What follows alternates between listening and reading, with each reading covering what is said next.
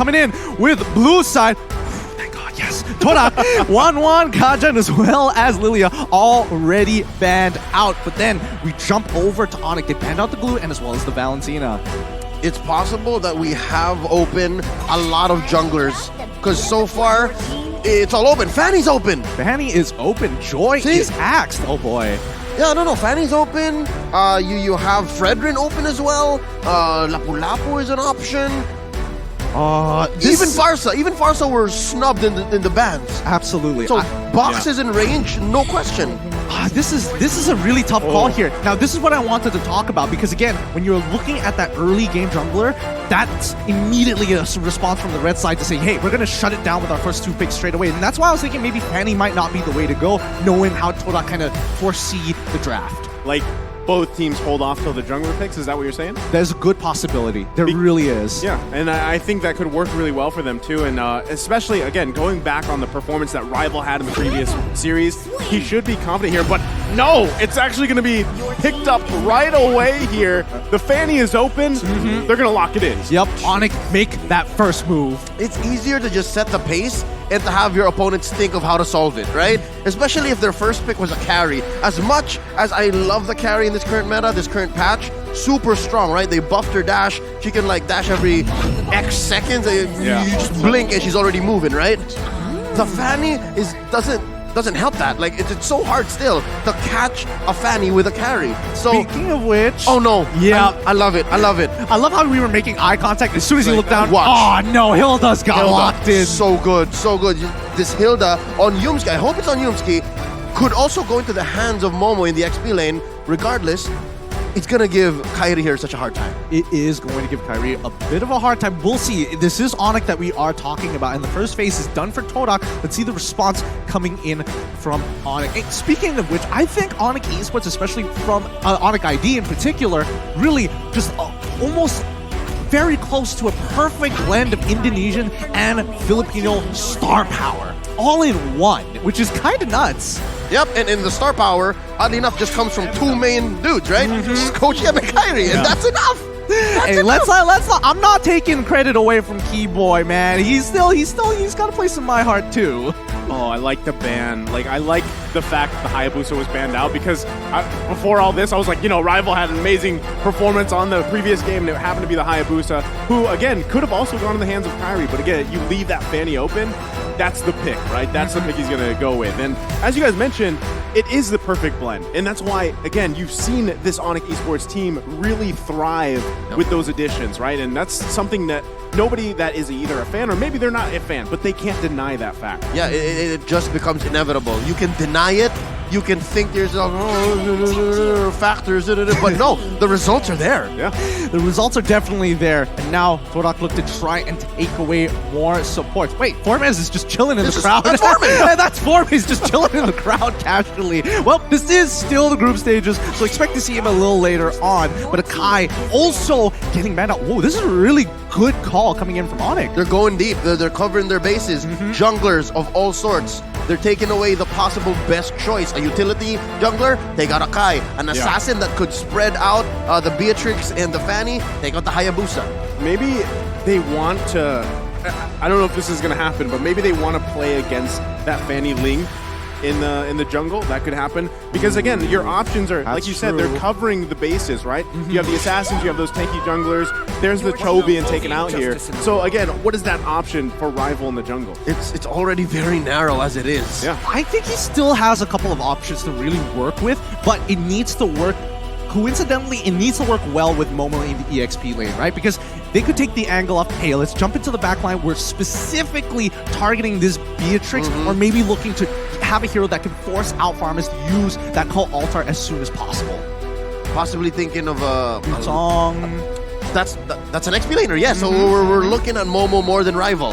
It's going. The solution can come from either. Exactly. And let's not forget the classic Torak. They might even just whip out a Lunox into the jungle for fun. You never know. It's not impossible that the carry could also go into the jungle. Yep. if you're looking at already Kairi hunting down the carry, it doesn't mind. I wouldn't mind it being a mirror match here, like just legit having them both farm up. But ooh, I can't believe that the Kadira was snubbed I'm not sure if it was banned in the next couple of matches, but we saw it game 1, Yeah. Blacklist in the hands of Haji, and then just again today to close up the night. Yeah, I think this is a really good pick, especially when it's up against someone So like good. Yves, and not to mention that when you are looking for that one-shot potential against these marksmen, no problem. If I'm not looking for Yves, I'm just going to make sure Chico doesn't get to play the game. Are we looking at is this a... Where is the Faramis going in this case? Is it Keyboy? Is it a Rome Faramis? A Faramis? Yup. We just had a moment there. I'm sorry. is it Eye contact is just through the or is roof it a right mid? now. Yeah, it could be a Kadira. mid. Either way.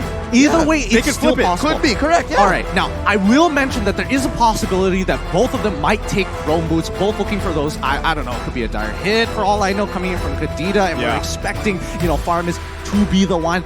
We won't know just yet until we get into the game and look at that emblems. Now, Ling, and as well as Masha, very, very interesting. Masha, just the worst for marksmen, but Fredrin to be the shield of ONIC. Oh, this is, I wasn't expecting a Masha to pop up here already in day 1, but I agree. Again, we were talking about spiciness, right? You can consider this a little bit of spiciness, right, for this last game of the day here. But like I expected too, it's going to be that Ling Fanny matchup here.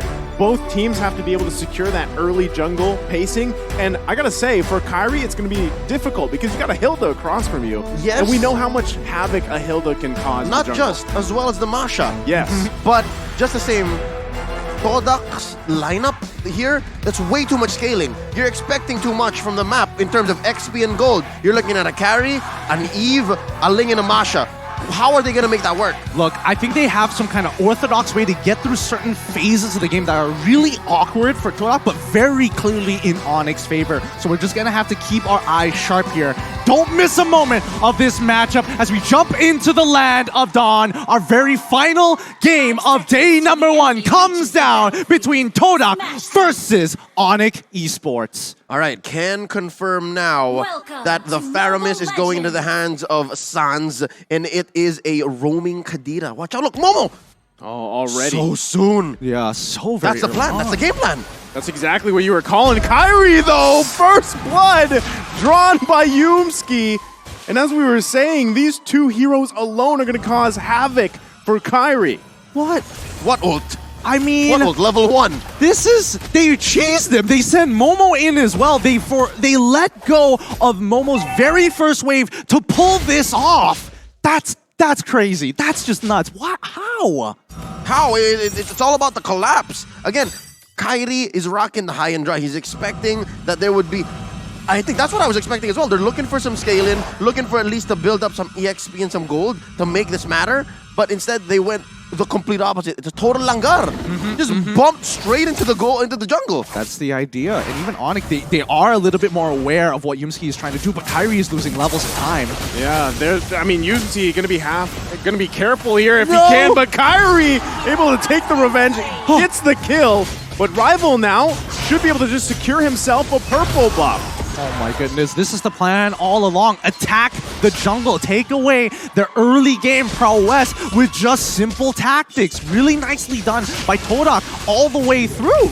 And I think this is how it's going to work for Todak. Their game plan is to disrupt the jungle, force ONIC to send 2 or 3 members from either their lanes or force mid to go into that jungle to protect Kairi, and then eventually they will find equilibrium. Hell, even break even, make more money. Look, they're 300 gold lead, 2 minutes in. I mean, I hate the fact that they were able to pull this off because Momo, he comes back into lane and look at it. He's level 3, 2 Boots who just hit level 4. Very slight difference, but he's going to hit level 4 eventually. Like, Momo just needs 2 minions. But I think this still works out, right? All of that in the last 2 minutes just makes a breeze for the first turtle here. So that's already huge, at least in terms of economy. But here in the mid lane, Yumski going to be the focus again. Oh, can he get away? One hit, he's going to bob and weave and survive. The moves and grooves. Moves and grooves. As you put it so eloquently, could have been, but that's what you get with the Hilda. That's why there's a room for her in the meta at all times, especially when assassins like Ling and Fanny are a thing. It's got to be so frustrating because ONIC invested a lot of time and a lot of movement on the map. 5 people made contact with Yumski before he got out of there, popping that sprint at the same time. So, at the very least, ONIC now setting up that front line, making sure, Todak doesn't get too far away with this. And he's not stopping. Look, he's there again. He brought Rival there. Oh, ONIC Esports, though, trying to do their best to work around it. It's Chiku, guys, that falls here. Now they're going to get out of dodge the best they can. Yumski going to be the focus.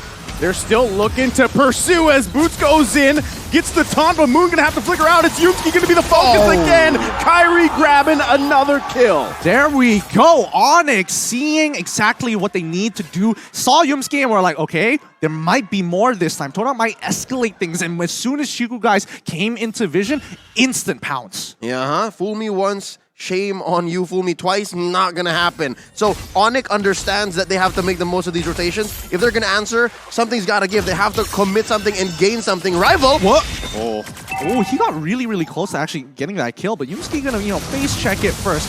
I'm very curious as to see how Todak is actually going to transition into the mid game specifically, because that's when you expect to see ONIC really getting out of the laning phase and working as a unit. I think that's a good point, but at the same time, ONIC Esports, at this point, it took them, what, 2-3 minutes to figure it out? That real adjustment already? And now I feel like now that this next turtle is up, they do have a choice. Do we just give it away? But look at the positioning already from ONIC Esports. Yumski, though, gonna spot out CW, but Sands and Boots not too far, but they're too late. Rival able to secure another turtle here for Todak. I mean, right now Kyrie is getting harassed out of his mind. Even running down towards the turtle, you can see Momo chasing him. Yeah. But as it is, Todak is happy that this is how the early game has gone, despite having, conceded a few kills. And if they get CW, the flicker in! Tempest Blade's gonna come out. He survives, though, with that Cult Altar. But now Sand's gonna be the focus. He takes all the damage. Moon grabbing the kill here under the Tier 1, Tier 2. That's what you buy with a hero like Moon, with heroes like Hilda and Masha on Momo and Moon's on Yumski. Again, Moon is, I keep mentioning Moon, he really hasn't left mid. Yeah, he really hasn't left mid. He's really accumulating the farm, and the rest of the team, including the side lanes, are pulling pressure, strangely enough. So that's how they scale up. You scramble the opponent so they can answer. Oh, no. Ooh. Close one. I was holding my breath. Yeah, same. So they can't answer on a conventional way, and then you just farm up. Look, it grew up to about 1,000 and change. Yeah, the bleeding has not stopped just yet, Yeah. but this is a comfortable position for ONIC, right? They still can actually get to the later stages and look for that big fight in the mid game. However, keep your eyes, especially from Todak, the two ones are carry Moon, and as well as, Chiku, guys. Rival's not gonna die. Okay, he gets out of there. All right. Weapon swept off my forehead real quick. I think it's still working out, though, because Kyrie's behind in levels, right? Yep. He's level 7, Rival's level 9, and so objectively, you're going to have that advantage already in the jungler. So if they can continue that on, this might be a clean take for Todak in terms of turtles, as the next one's going to be up in about 10 seconds here. But you can see them both fighting for space and position around that turtle pit. I was about to say, one key advantage that at least ONIC has is TW is ahead. TW is getting a lot of items, building up, but wait, no, underneath mid. Kyrie once again pushed out of the jungle here. So just like that, it is going to be a clean sweep of turtles. Momo, though, Sands able to pick up a kill with that Stampede. And there could be a small win here, but Yumski going to fall as well. Kyrie able to get the killing spree, another kill for him in the jungle. Yeah, but they do translate into a turret down bottom, so eventually the farm will still keep rolling. I was saying, CW farming a little better than Chico Guys, but we can't count out Chico Guys. Chico Guys just has that weird killer instinct, can come on any time, in any way. He can be 0, 6, and 2 and still carry from there. And especially when you're on a hero like Harry, that's definitely something you have to be very wary of, even if you're as tanky as Boots. Kyrie's still getting harassed as always, but it's tough with the composition that Todak has. Momo is not going to let him have fun, and neither is Yumski. Man, and just like that, I mean, there's turrets going down here. Finally, the second one in the game, both having one. So they're going to be working around with that space here, but still focus on the mid lane. Both these teams have the tools they need to win these small skirmishes leading up to that first Lord of the game. Looking at the items so far, it's looking pretty good for the side of Todak, but even then, ONIC, as soon as they're getting their second as well as their third items, we'll see the table start to shift in their favor if Todak loses that lead. Oh, look at this massive farm on both Rival and the Chico Guys. CW, though, I was wrong. CW's not farming as well as much. This is the first time we're seeing the item builds, and He just has Blade of Despair. That's trouble. Well, to be fair, he did get dove twice, one having to break his flicker, the second to death. So forcing him home. So yes, he's saving himself, not many deaths, but he's not staying in lane as long as much as he should. Yeah, the economy's not looking good. Oh! CW gonna have to flicker out to survive that. So still, total control here from Todak on ONIC Esports purple buff. And just making it hell here for Kyrie to even get any buff. And the poking back and forth. Now it looks like Todak's going to go ahead and focus on the mid lane. The flicker comes in. Boots, though, working on Chico, guys. Can't get him as he falls here in the tier 1. Sand's going to flicker out, too. Turret falls down, though. Kyrie trying to unleash. Able to pick up a kill. Make it a double as Momo falls as well.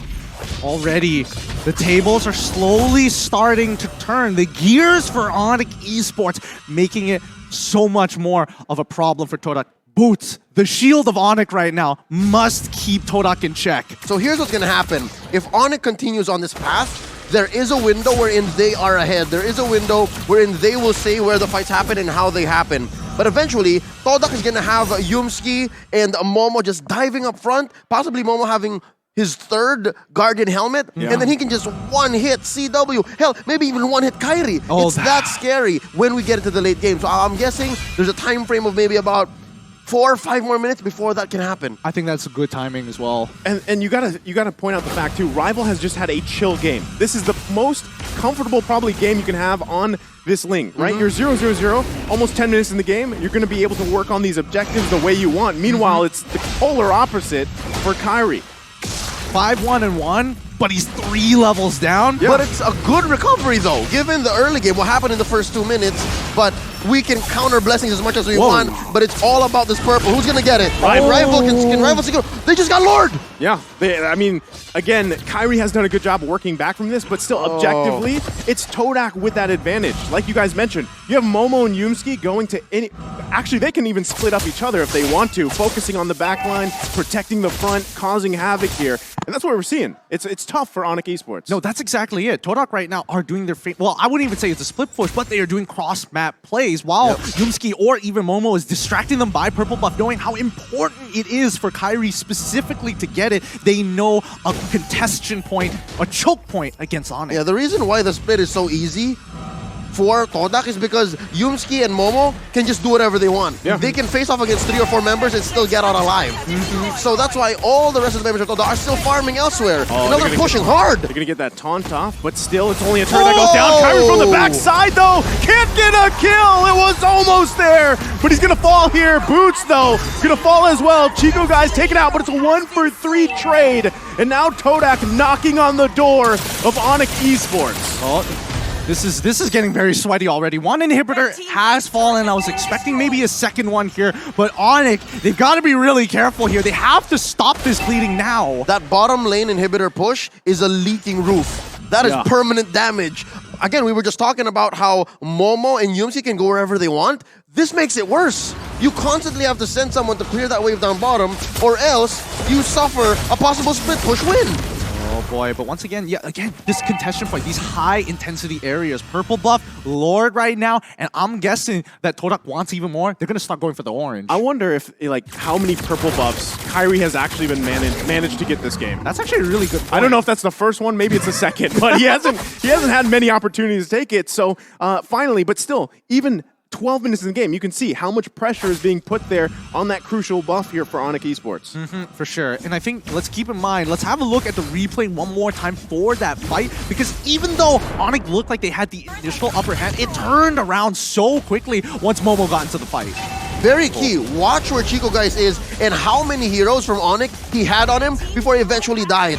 But do the math, folks. Do the math. 1-for-3. Take that trade any day. Any day for sure. But Todak, with a 5.5k lead here, it's only going to be fruitful for... Whoa! Yo, where did half of his life go? I mean, he is 5-2-2. He has high and dry. Correct. Right? And then Rival was alone, so it makes sense. But like, Rival's got like 10k on Kyrie, who's like 3k down, and he's also 2 levels ahead of him. Yeah, 2 levels ahead. I would imagine you would do like a quarter at the very least. Could be the items, and Again, I didn't see where Kyrie came from. He was going at full speed, but could also be a factor as to how much damage he was dealing. Oh Yeah. boy. All right. And then these Lings, they don't build any defense items at all. Oh, that's a good point. That is a good point. Pop him, glass cannon. Well, let's see whether the glass cannon is going to be enough for this interaction. Yet again, purple buff going to be choked out here. ONIC Esports still fighting for it, but it's going to ultimately be taken away. Momo and Yumski doing exactly what we painted the picture here. Yeah. Keyboy, though, waiting patiently, because now that the Lord is up, this could be a crucial pickoff if Keyboy can find it, as he waits patiently in that bush for now, but Todak not even going to enter that area. Oh my goodness, is somebody going to check it? Can he get hit? Rival's going to be the No! gets the Tempest Blades out. And now Keyboy's going to be the one punished You're here. kidding. What a play coming out from Rival. You're kidding. That didn't one-shot him. What's going on? He had everything, even Magic Worship. He played it perfectly. At this point, Keyboy hasn't really farmed up, couldn't stay in the lane, get the XP, get the gold that he needed. He just could not. And you're looking at Rival who's at level 15, level 14. Keyboy's at 11. Just the base stat growth just made the difference. It really did. And I mean, right now at the 42K mark, they are clearly at an item power spike against ONIC, who's at 37. They just need a little bit more time to catch up.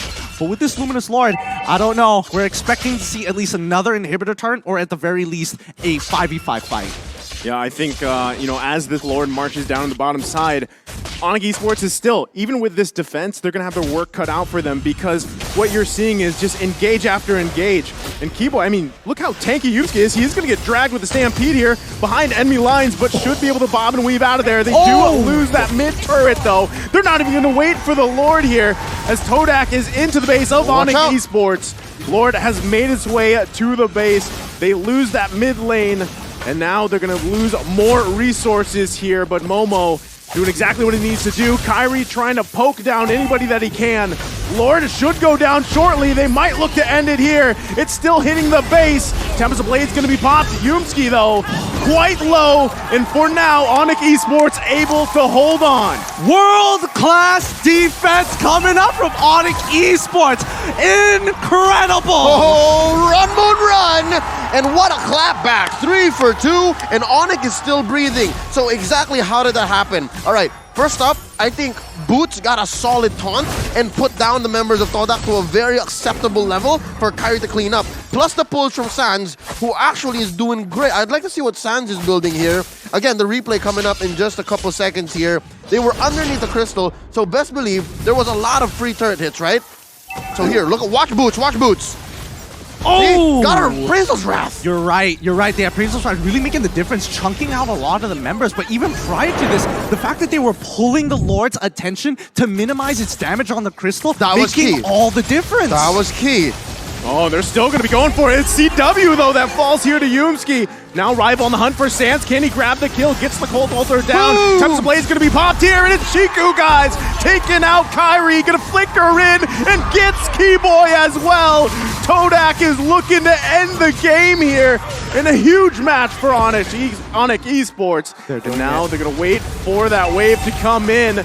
Rear world manipulation going to come down. Boots trying to do his best to stall out. But now the wave's going to be charging in. Todak looking to end the game. Rival focusing on the crystal, and that's it. Todak takes the game against ONIC Esports. There we have it. Todak winning both their matches here. And they've even taken down ONIC. But don't worry, nobody's going home. This is only the first taste of M4. Congratulations to Todak. The one way that they could have done it, they did. They langured on through. Minute 0. They